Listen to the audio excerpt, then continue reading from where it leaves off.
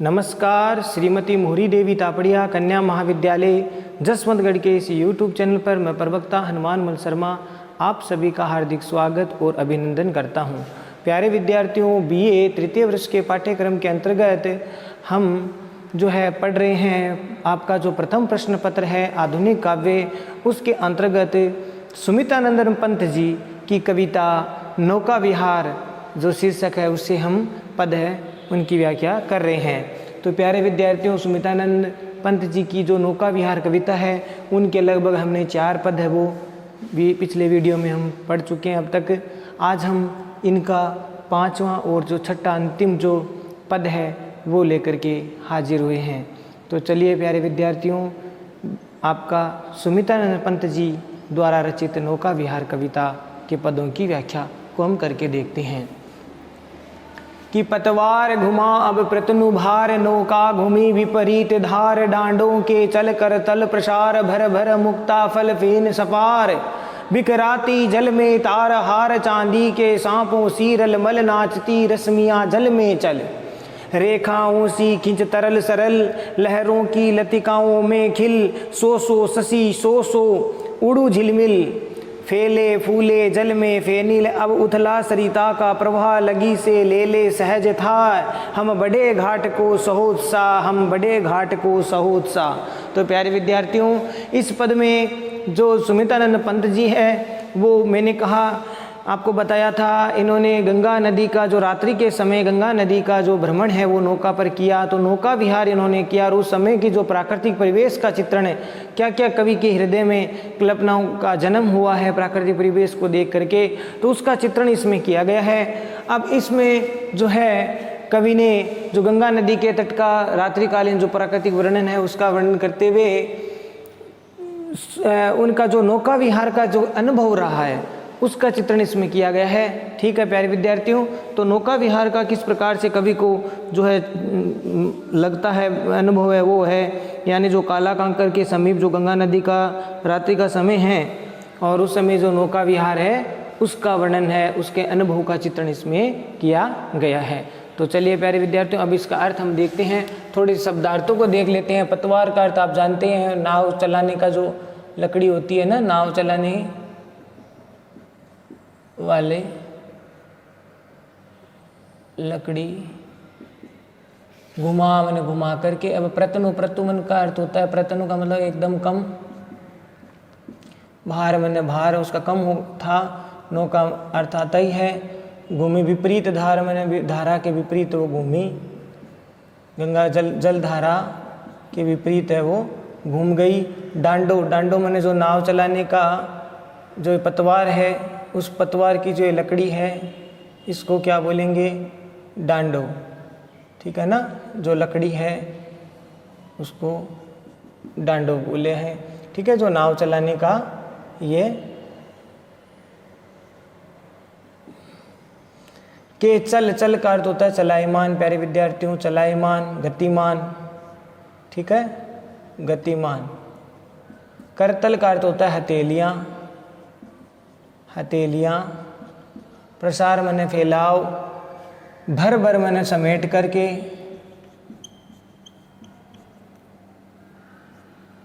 मुक्ता फल का मतलब होता है मोतियों को। फेन स्पार का मतलब होता है झाग। ठीक है, झागों का रूप या झागों के रूप में जो है झागों का जो प्रसार है, झाग का प्रसार।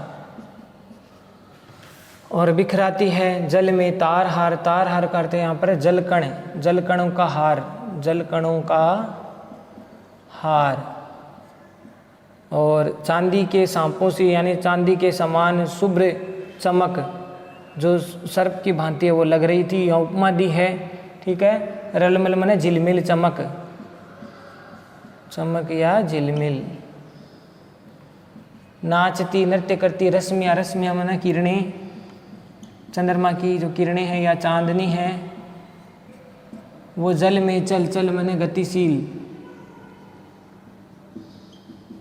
ठीक है, गतिशील। और रेखाओं सी माने रेखाओं के समान, रेखाओं के समान।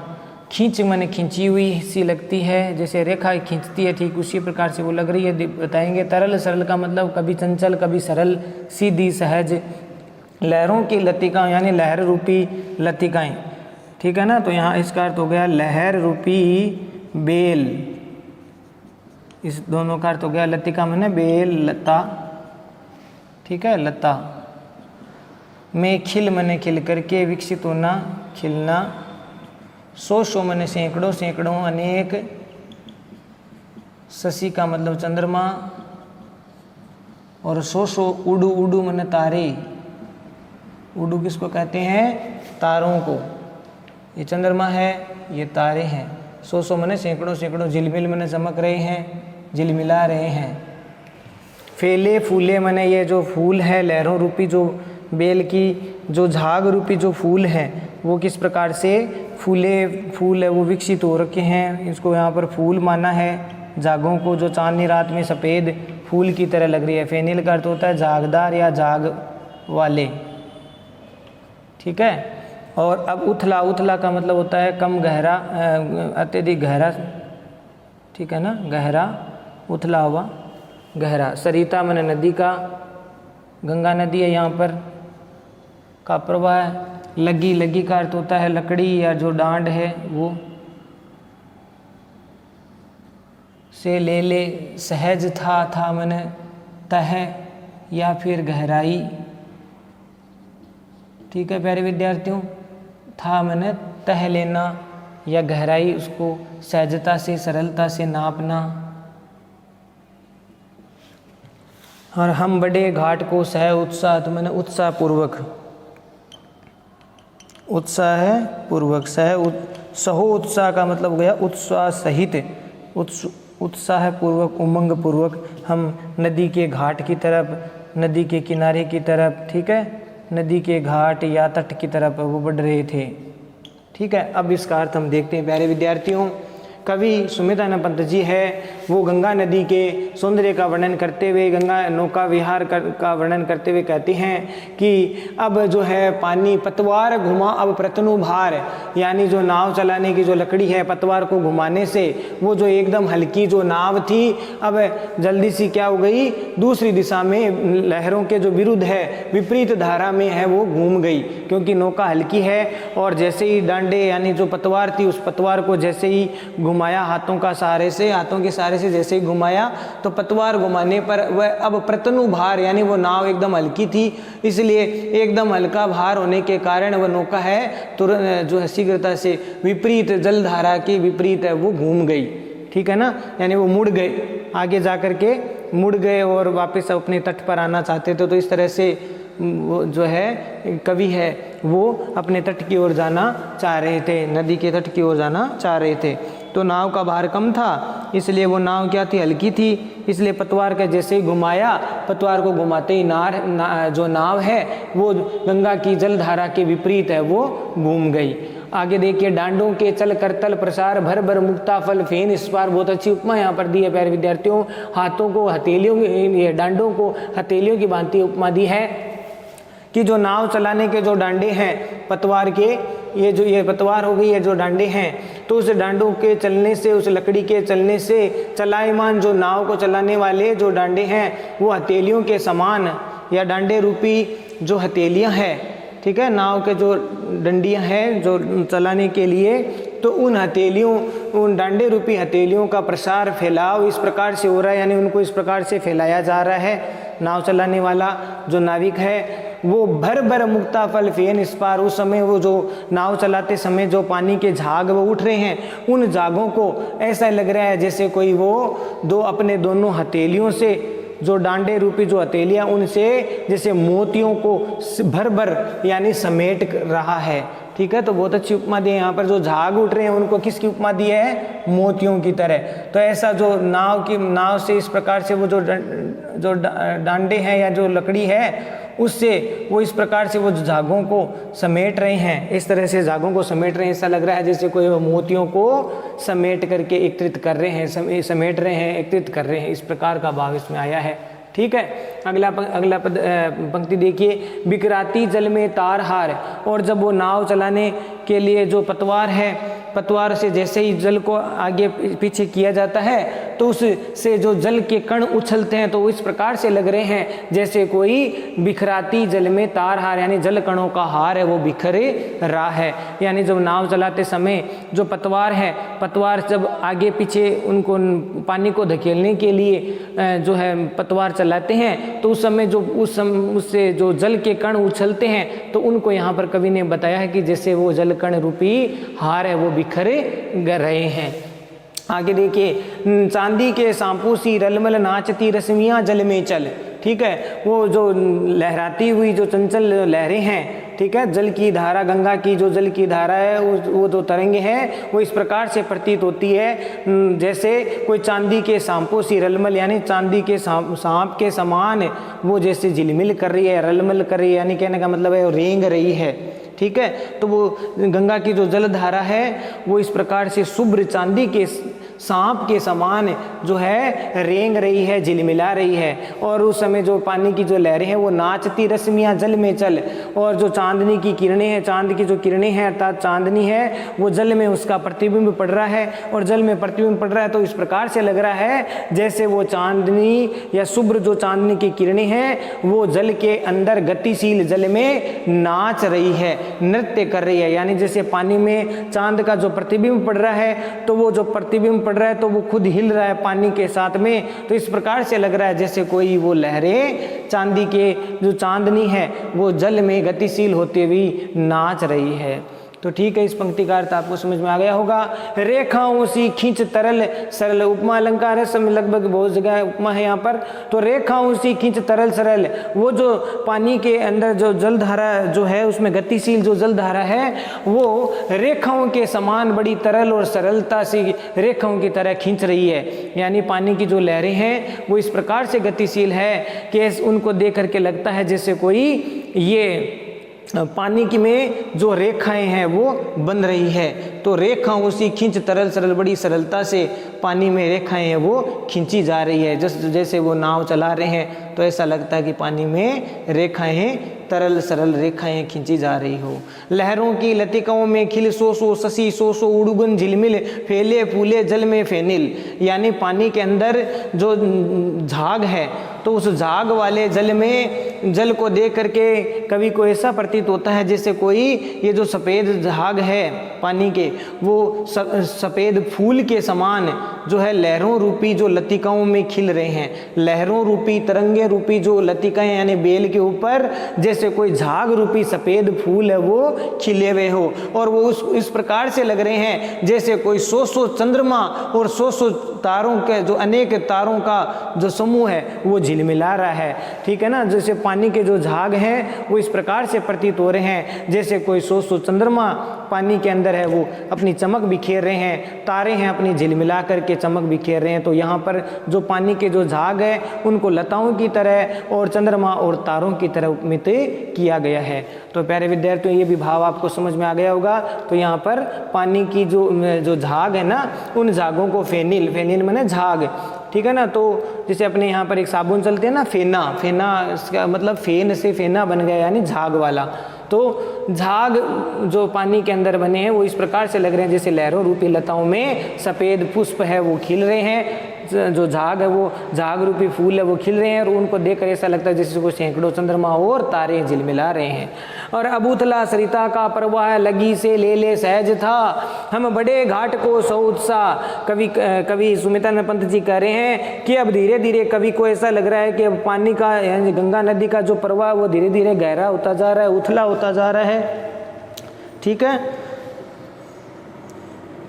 क्षमा करना यहाँ पर प्यारे विद्यार्थियों, थोड़ा सा इसमें त्रुटि हो गई है। उथला का अर्थ थोड़ा कम गहरा है। ठीक है, धीरे धीरे कम गहरा हो रहा है, उथला हो रहा है, यानी पानी धीरे धीरे ऊपर की ओर कम तट जो ज़मीन है उससे नीचे थोड़ा कम रहा है, तो कम गहरा गंगा नदी का जो प्रवाह है वो कम गहरा हो गया है, इसलिए लग्गी से ले सहजता उस जो नाव चलाने वाली जो लकड़ी है, जो लग्गी है, ये जो डांड या लकड़ी है, उससे धीरे धीरे कवि कह रहे हैं कि हमने सहज था मन उसकी पानी की गहराई का पता लगा लिया कि अब धीरे धीरे पानी और तट की तरफ हम जो नाव है हमारी बढ़ रही है। तो लग्गी से ले सहज था, उस लकड़ी से डांड से हमने उस जो है पानी की गहराई उन्होंने नापी या ली, और हम बड़े घाट को सौ से इस प्रकार से हम अपने उस नदी के घाट की तरफ या नदी के जो तट है उसकी तरफ बड़े उत्साह के साथ हम बढ़ रहे थे। तो इस प्रकार कहने का तात्पर्य है कि कवि ने जो है नौका विहार का आनंद है वो लिया है, और अब वो धीरे धीरे है नदी के तट पर या घाट की तरफ वो उत्साह के साथ बढ़ रहे हैं। वो तो उस प्रकार से जो नौका विहार का जो भ्रमण है उन्होंने नौका विहार किया, तो उसका जो आनंद उन्होंने लिया, उसका अनुभव लिया, तो वो उसको बड़ा उत्साह है वो भर रहा था।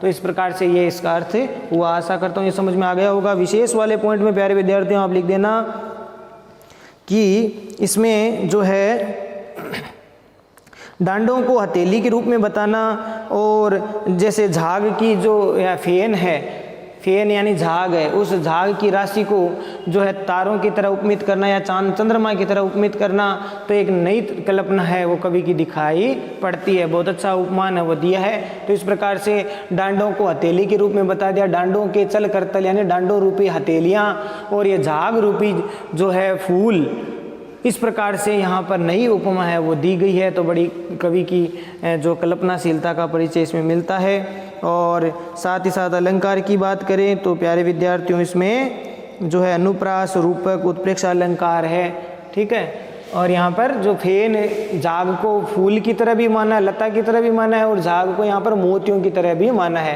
यानी इस प्रकार से लग रहा है झाग जैसे कोई मोती है। तो ये भी एक नया उपमान है, तो ध्यान कर लेना, झाग को मोती की तरह भी, झाग को लता की तरह भी, और यह डांडों को हथेलियों की तरह मान करके एक नई उपमा है वो दी है। अलंकारों की बात करें तो प्यारे विद्यार्थी इसमें अनुप्रास है, रूपक है, उत्प्रेक्षा अलंकार और मानवीकरण अलंकार का प्रयोग हुआ है। तो मैं यहाँ लिख रहा हूँ अनुप्रास, रूपक, मानवीकरण और उपमा अलंकार का प्रयोग इसमें किया गया है। तत्सम शब्दावली का प्रयोग किया गया है, और जो है छायावादी शैली का सुंदर व्यंजना इसमें की गई है। तो आशा करता हूँ ये पद आपको समझ में आ गया होगा। तो अब चलते हैं अगला पद लेकर थे। ज्यों ज्यों लगती है नाव पार उर में आलोकित सतविचार इस धारा साही जग का क्रम शाश्वत इस जीवन का उद्गम शाश्वत है गति शाश्वत संगम शाश्वत नभ का नीला आकाश शाश्वत राशि का ये रजत हास शाश्वत लघु लहरों का विलास है जग जीवन के कर्णधार चिर जन्म मरण के आर पार शाश्वत जीवन नौका विहार मैं भूल गया अस्तित्व ज्ञान जीवन का शाश्वत प्रमाण करता मुझको अमृतत्व दान करता मुझको अमृतत्व दान। तो इस प्रकार से इस पद में भी प्यारे विद्यार्थियों जो है सुमितानंद पंत जी ने जिस नौका विहार का जो आनंद लिया है उसके साथ उन्होंने नौका से शिक्षा ली है। नौका को उन्होंने एक जीवन रूपी नौका की तरह है वो मान करके जीवन में प्रत्यक्ष अनुभव उन्होंने लिया, प्रमाण माना है कि जिस प्रकार से विधाता रूपी जो खेवनहार है, जो हमारी जीवन रूपी नैया, जीवन रूपी नाव को किस प्रकार से क्रम से शाश्वत ढंग से चलाता है, तो उसकी अभिव्यंजना इसमें की गई है। तो ये प्यारे विद्यार्थियों इसमें पद में सुमितानंद पंत जी है जो नौका विहार को जीवन का रूपक दे करके उसको गतिशील या शाश्वत बताने का जो है व्यंजना उसमें की गई है, यानी जीवन रूपी जो नाव है। यहाँ पर क्या बात कही गई है? जीवन रूपी नाव, उस नाव की तरह उपमित किया। उस नाव को जो उन्होंने भ्रमण किया था, उस नाव को उन्होंने जीवन रूपी नाव की तरह है वो उपमित करके एक नया रूपक है वो इसमें बताने की कोशिश की है कि जीवन भी इसी तरह से नाव की भांति है और वह विधाता जो खेवनहार है वो सबके जीवन को चलाता है और इस प्रकार से जन्म और मरण का जो गतिशील क्रम है वो चलता रहता है। ठीक है, तो अब देखिए ज्यों ज्यों लगती है नाव पार, सुमितानंद पंत जी कहते हैं ज्यों ज्यों मैंने जैसे जैसे जो नाव है वो पार लग रही है यानी तट की ओर आ रही है, उर में आलोकित सत विचार, उर मैंने हृदय में मन में जो है आलोकित मैंने प्रकाशित हो रहे हैं, विचार है वो आ रहे हैं। सत विचार मैंने सैकड़ों या अनेकों, विचार है वो आ रहे हैं। यानी जिस प्रकार से कवि ने जो है नौका विहार का आनंद लिया है या नौका विहार उन्होंने भ्रमण वो जो किया है, तो उससे उनके हृदय में जैसे जैसे नाव तट की तरफ बढ़ रही है, ज्यों ज्यों लगती है नाव पार, जैसे जैसे नाव पार हो रही है, कहाँ पर तट की तरफ पार हो रही है, तो उस नाव पार होती हुई नाव को देखकर कवि के हृदय में अनेक विचार है, सैकड़ों विचार वो उठ रहे हैं, अनेक प्रकार की अनुभूतियाँ कवि को हो रही है। इस धाराशायी जग का क्रम कवि मन में सोच रहा है कि ये जो संसार का जग का क्रम यानी संसार का यही तो क्रम है।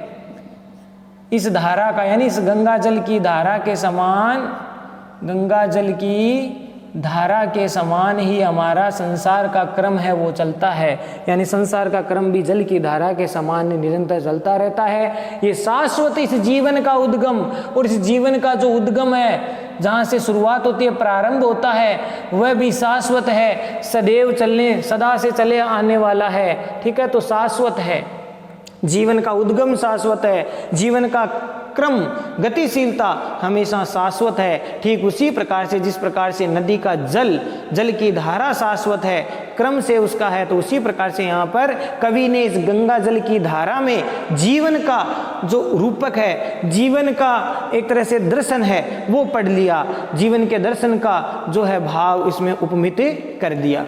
और शाश्वत है गति शाश्वत संगम, जिस प्रकार से ये जो जल की धारा की गति है वो शाश्वत है, निरंतर है, उसी प्रकार से हमारे जीवन की गति भी शाश्वत है, क्रम उसका निश्चित है। और शाश्वत संगम, और संगम भी शाश्वत है। जिस प्रकार से दो नदियों का जैसे संगम होता है, ठीक उसी प्रकार से जीवन में भी हमारे अनेक लोगों रिश्ते नातों का संगम होता है, तो उनका शाश्वत संगम यानी सब शाश्वत जीवन में शाश्वत संगम और शाश्वत जो गति या क्रम है वो चलता रहता है, यानी वो हमेशा निरंतर है, वो चलता रहता है। शाश्वत नभ का नीला विकास, और ये पूरा संसार पूरा आकाश है, जो नीला आकाश है उसका जो विकास है वो भी शाश्वत है, हमेशा से चला आया है और चलता रहेगा। तो इस प्रकार से वो शाश्वत है, हमेशा चलने वाला है।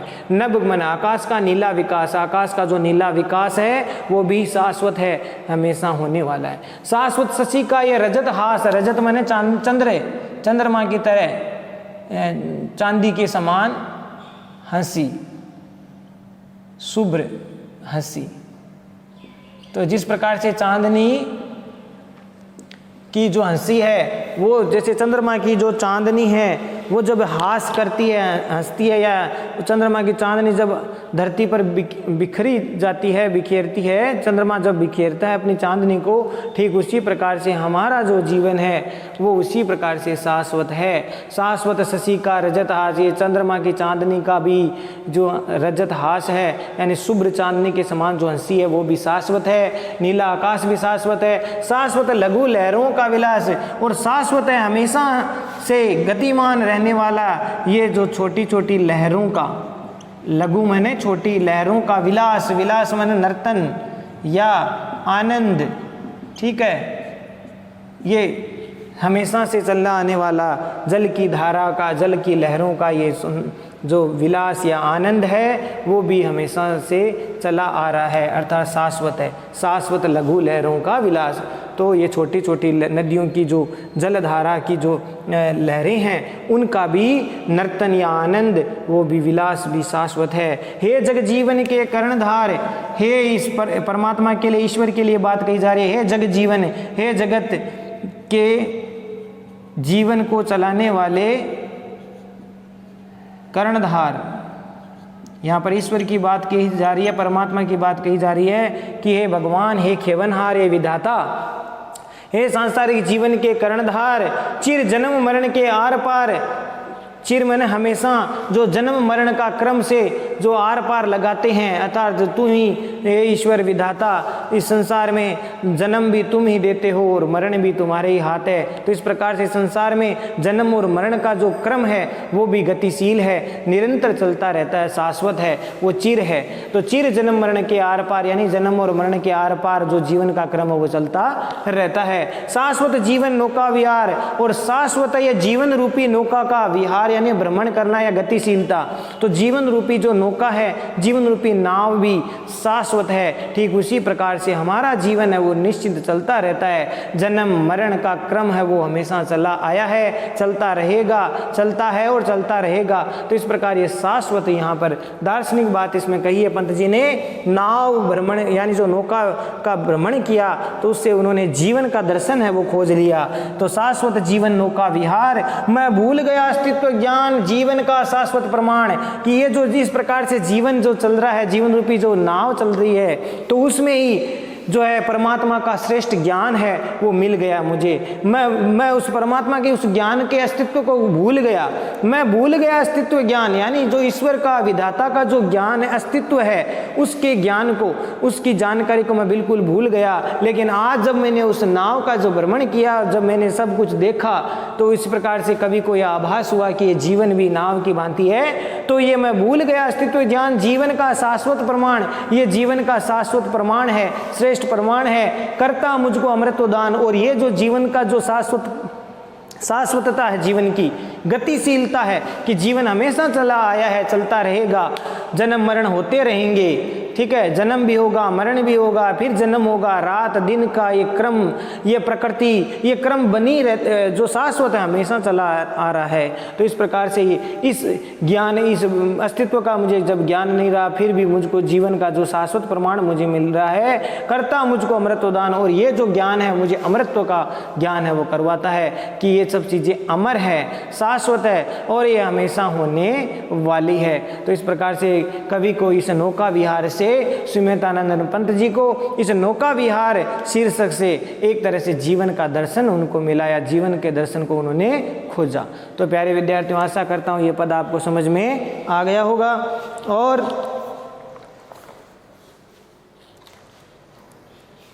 तो इस प्रकार से वो विधाता से बात करें कि विधाता, इस अस्तित्व को मैं जो भूल रहा था, तो नौका विहार की तरह ही जीवन का विहार है, ये ज्ञान मुझे अब प्राप्त हो गया। और यहाँ विशेष वाले पॉइंट में प्यारे विद्यार्थियों आप लिख देना कि सृष्टि में जन्म मरण का जो चक्र है, क्रम है, वो चलता रहता है। सृष्टि में जन्म मरण का क्रम है वो निश्चित है, जो इसका जन्म हुआ उसकी मृत्यु निश्चित है, ये अटल है, ठीक है, इस विधान को कोई बदल नहीं सकता, ये शाश्वत है। तो इस प्रकार से जीवन का क्रम शाश्वत है, सृष्टि का क्रम शाश्वत है और ये हमेशा चला आ रहा है।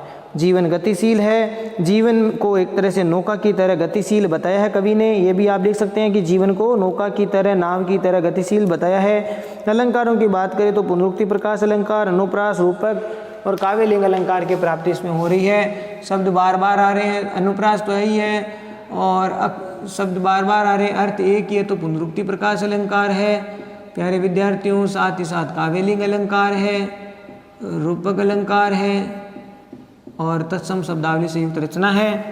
और प्यारे विद्यार्थियों, छायावादी शैली का प्रयोग वो किया गया है। तो प्यारे विद्यार्थियों, आशा करता हूँ ये दोनों पद आपको समझ में आ गए होंगे। तो प्यारे विद्यार्थियों, आज के लिए बस इतना ही। अगले वीडियो में फिर हाजिर होंगे सुमित्रानंद पंत जी की नई कविता परिवर्तन को लेकर के। आज है नौका विहार के सारे पद है वो हो चुके हैं, 6 पद है इनकी कविता में, नौका विहार शीर्षक से। अगला पद है, अगला जो शीर्षक इनका होगा परिवर्तन, तो उसको लेकर के फिर हाजिर होंगे। तब तक के लिए जो है हिंदी की इन व्याख्याओं को ठीक से पढ़िए, नोट्स बनाइए, आत्मसात कीजिए, ठीक है। चैनल को लाइक, शेयर और सब्सक्राइब कीजिए। जय भारत, जय हिंदी, धन्यवाद।